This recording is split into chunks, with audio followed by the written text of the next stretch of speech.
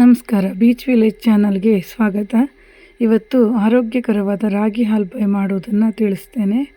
ಇದಕ್ಕೆ 1 ಕಪ್ ರಾಗಿನ ಚೆನ್ನಾಗಿ ತೊಳೆದು ರಾತ್ರಿನೇ ನೆನೆಸಿ ಇಡಬೇಕು. ಆಮೇಲೆ ಬೆಳಿಗ್ಗೆ ಅದನ್ನು ನೀರೆಲ್ಲ ಚೊಲ್ಲಿ ಇನ್ನೊಂದು ಸಲ ತೊಳ್ಕೊಂಡು ಜೊತೆಗೆ 1 ಕಪ್ ತೆಂಗಿನಕಾಯಿ ತುರಿನ ಸೇರಿಸ್ಕೊಂಡು ನುಣ್ಣಗೆ ರುಬ್ಬಬೇಕು. ಆಮೇಲೆ ಅದನ್ನು ಸೋಸಿ ಹಾಲು ತೆಕ್ಕೊಳ್ಬೇಕು. ಇದೇ ಪ್ರೊಸೀಜರನ್ನು 3 ಸಲ ಮಾಡಬೇಕು. ಒಟ್ಟು 2 ಲೋಟ ನೀರನ್ನು ಬಳಸಿ ನಾನು ಹಾಲು ತೆಕ್ಕೊಂಡೆ. ಟೋಟಲ್ 1 ಕಪ್ ರಾಗಿಗೆ 6 ಕಪ್ ನೀರು ಬೇಕಾಗ್ತದೆ.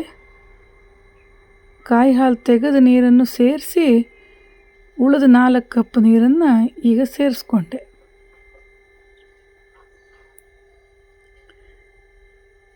ಇದಕ್ಕೆ ನೀರು ಬೆಲ್ಲ 1 ಕಪ್ ಹಾಕಿದೆ. ಚೆನ್ನಾಗಿ ಮಿಕ್ಸ್ ಮಾಡಿ ಒಲೆ ಮೇಲಿಟ್ಟು ಮಗಚಬೇಕು. 1 ಚಮಚ ಪರಿಮಳಕ್ಕೆ ಏಲಕ್ಕಿ ಪುಡಿಯನ್ನು ಸೇರಿಸ್ಕೊಳ್ಬೇಕು.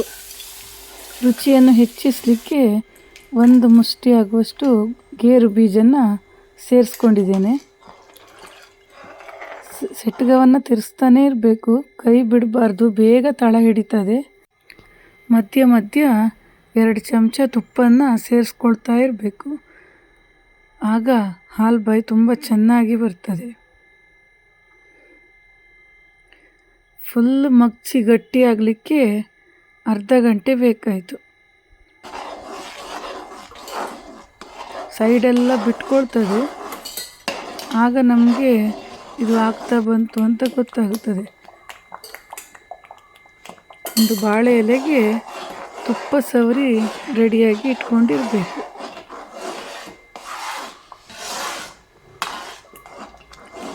ಈ ರೀತಿ ಕೈ ಬಿಡದೆ ತಿರುಗಿಸ್ತಾ ಇರಬೇಕು.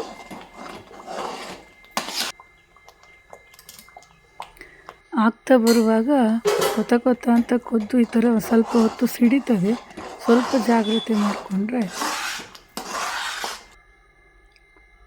ಕೊನೆಗೆ ಈ ಬಣ್ಣ ಬರ್ತದೆ. ಅದು ಆಗಿದೆಯಾ ಅಂತ ಚೆಕ್ ಮಾಡುವ ಇನ್ನೊಂದು ವಿಧಾನ, ಸ್ವಲ್ಪ ನೀರಿಗೆ ಹಾಕಿದಾಗ ಈ ಥರ ಉಂಡೆ ಕಟ್ಟಲಿಕ್ಕೆ ಬರಬೇಕು.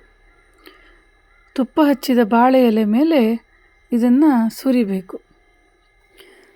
ಅದನ್ನು ಲೆವೆಲ್ಲಾಗಿ ಅಲ್ಲಾಡಿಸಿ ಮಾಡಿಕೊಂಡು ಮೇಲ್ಗಡೆ ಗಸಗಸೆಯನ್ನು ಉದುರಿಸಿದೆ. ತುಂಬ ಚೆನ್ನಾಗಿರುತ್ತೆ ಗಸಗಸೆ ಹಾಕಿದರೆ. ಸಂಪೂರ್ಣ ತಣ್ಣಗಾದ್ರ ಮೇಲೆ ಅದನ್ನು ಕಟ್ ಮಾಡಬೇಕು. ನಮ್ಗೆ ಯಾವ ಶೇಪ್ ಬೇಕೋ ಆ ಶೇಪಲ್ಲಿ ಕಟ್ ಮಾಡ್ಬೋದು. ತುಂಬ ಚೆನ್ನಾಗಿ ಬರ್ತದೆ. ಏನು ಕಟ್ ಮಾಡಿದಾಗ ಅಂಟ್ಕೊಳ್ಳೋದು, ತುಂಡಾಗೋದು ಏನೂ ಆಗೋದಿಲ್ಲ. ತುಂಬ ರುಚಿಕರವಾದ ಆರೋಗ್ಯಕರವಾದ ಈ ರಾಗಿ ಹಾಲ್ಬಾಯನ್ನು ನೀವು ಮನೆಯಲ್ಲೆಲ್ಲ ಮಾಡಿ ನೋಡಿ ಹೇಗಾಯ್ತಂತ ಕಮೆಂಟಲ್ಲಿ ತಿಳಿಸಿ. ತುಂಬ ಮೃದುವಾಗಿರ್ತದೆ. ಹಲ್ಲಿಲ್ದಿದ್ದವರು ಆರಾಮಾಗಿ ತಿನ್ಬೋದು. ನನ್ನ ಚಾನಲನ್ನು ಲೈಕ್ ಮಾಡಿ, ಶೇರ್ ಮಾಡಿ, ಸಬ್ಸ್ಕ್ರೈಬ್ ಮಾಡಿ. ಬಾಳೆ ಎಲೆ ಮೇಲೆ ಹಾಕಿದರೆ ತುಂಬ ಒಳ್ಳೆಯ ಪರಿಮಳ ಬರ್ತದೆ.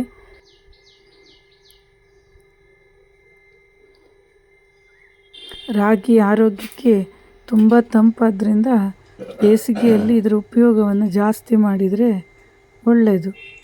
ಇದರಿಂದ ರಾಗಿ ದೋಸೆ, ರಾಗಿ ನೀರು ಈ ರೀತಿ ಬೇರೆ ಬೇರೆ ರೀತಿ ತಿನ್ಬೋದು. ತುಪ್ಪ ಹಾಕಿ ತಿಂದರೆ ಈ ಹಾಲ್ಬಾಯಿ ಅಂತೂ ಸೂಪರಾಗಿರುತ್ತೆ. ನೀವು ಎಲ್ಲ ಮಾಡಿ ತಿಂದು ಸಂತೋಷಪಡಿ. Thank you.